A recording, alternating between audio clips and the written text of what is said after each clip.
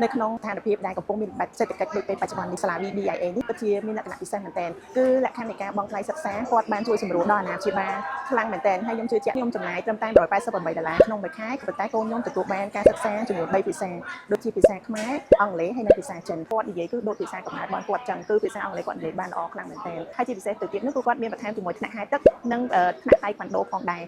ចា៎ជំរាបសួរនាងខ្ញុំឈ្មោះស៊ីមជាអាណាព្យាបាលរបស់អូនសុកមនីមុនពេលដែលខ្ញុំមកជ្រើសរើសសាលា BBIA នេះតាមពិតខ្ញុំបានជ្រើសស្វែងរកសាលាផ្សេងៗទៀតផងដែរប៉ុន្តែនៅពេលដែលខ្ញុំបានមកដល់សាលា BBIA នេះគឺពិតជាមានលក្ខណៈពិសេសមែនទែនលក្ខខណ្ឌនៃការបង់ថ្លៃសិក្សាគាត់បានជួយសម្រួលដល់អាណាព្យាបាលខ្លាំងមែនទែនហើយខ្ញុំជឿជាក់ថាក៏អាចជួយសម្រួលដល់អាណាព្យាបាលផ្សេងៗទៀតនៅក្នុងស្ថានភាពដែលកំពុងមានវិបត្តិសេដ្ឋកិច្ចដូចពេលបច្ចុប្បន្ននេះផងដែរនិយាយទៅខ្ញុំបង់តិចក៏ប៉ុន្តែខ្ញុំទទួលបានមកវិញនៅការសិក្សា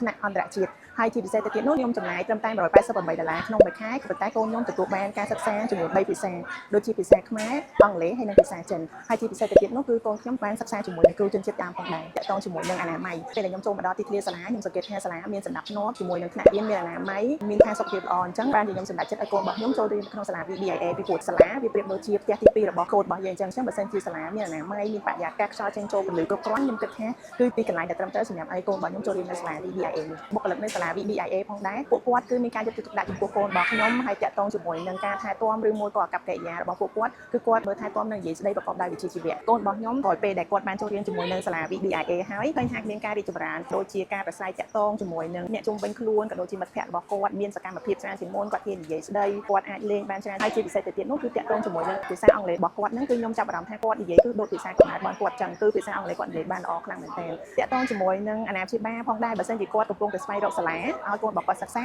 គាត់អាចមកតាក់សួរព័ត៌មានបន្ថែមឬមួយក៏ព័ត៌មានលម្អិតបាននៅសាលា BBIA នេះបាទខ្ញុំជឿជាក់ថាសាលា BBIA ជាជម្រើសដ៏ល្អសម្រាប់អាណាព្យាបាលគ្រប់រូបចា៎សូមអរគុណសូមជម្រាបលា